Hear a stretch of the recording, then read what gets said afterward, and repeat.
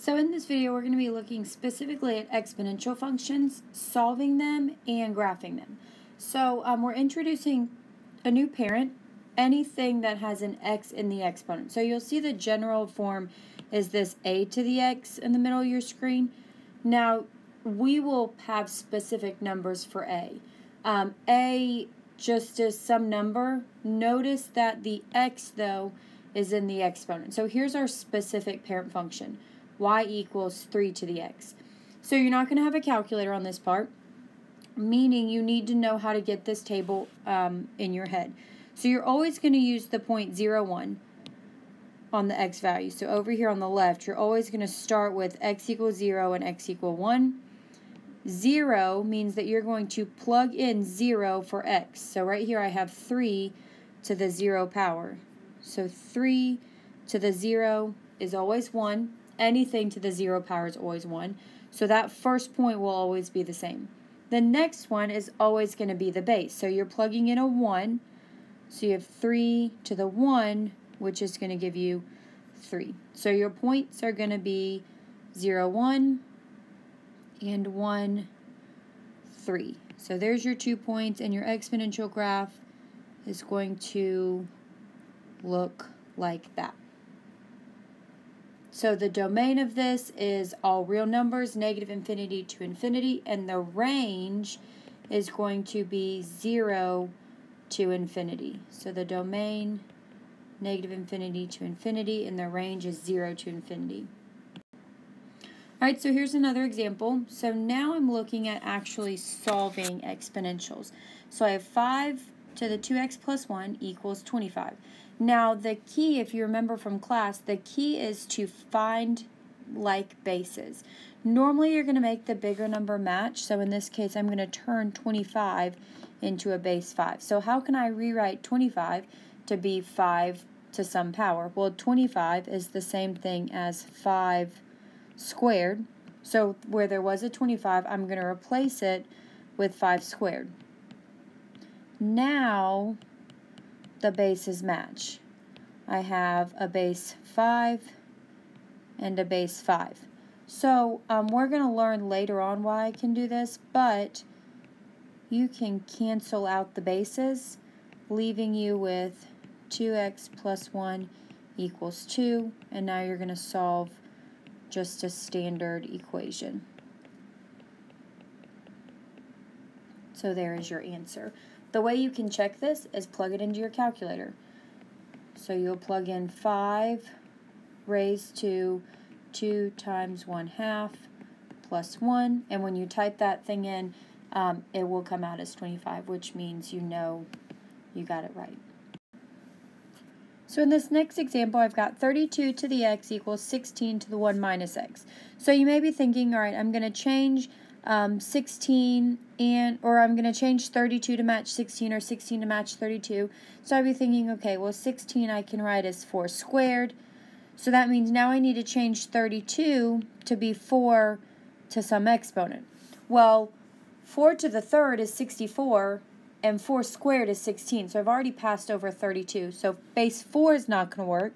So what you're actually going to find is you're going to have to change both bases to match. You won't just be able to change one. So I'm going to rewrite 32 as 2 to the some power. Well, I've 2 to the 5th power is 32. So I can rewrite 32 as 2 to the 5th, but I still have to carry down that x exponent. I'm going to do the same thing over here. 16, I can rewrite 16 as 2 to the 4th power, and then I'm going to carry down that 1 minus x. So the power to a power rule says that if you have 2 bases or 2 powers, you multiply them, and then over here I'm going to have 4 times 1 minus x. So I'll actually end up having to distribute that 4. So now bases are the same.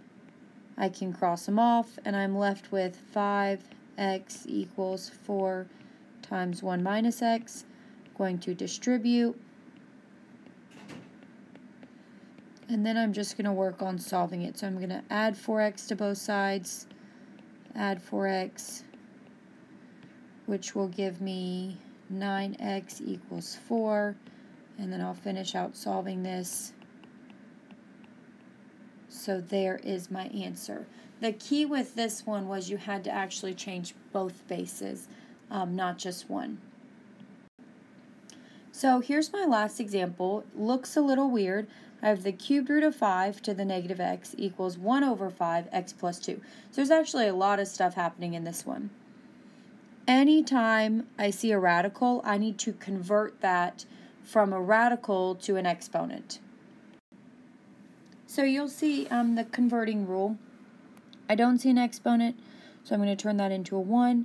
So the cubed root of 5 is the same thing as 5 to the 1/3 power. And then I still have the negative x. I'm going to do the same thing over there. Well, this is 5 to the 1. I need to convert it to a base 5. Now, if you remember your exponent rules, if there was an exponent on the bottom, if it changed sign, if it moved to the top, I changed the sign. So this is actually going to be the same thing as 5 to the negative 1. So I replace this thing with this, and I replaced 1 over 5 with that. Still, my exponents have to stay the same. The only difference is I changed those bases to match. So now I have 5 to the 1/3 times negative x, and I have 5 to the negative 1 times x plus 2. So now that I have the same base, I can cross them off, and so I have 1/3 negative 1/3 x equals, I'm going to go ahead and distribute that, negative x minus 2. So now I'm just going to work on solving it. I'm going to add x to both sides, add x, which is going to give me 2/3 x equals negative 2, multiply by the reciprocal. Over there I will get x equals negative 3 will be your final answer. So you can always check that by plugging it all the way back in at the top, but that is how you change the radicals and change fractions to make common bases.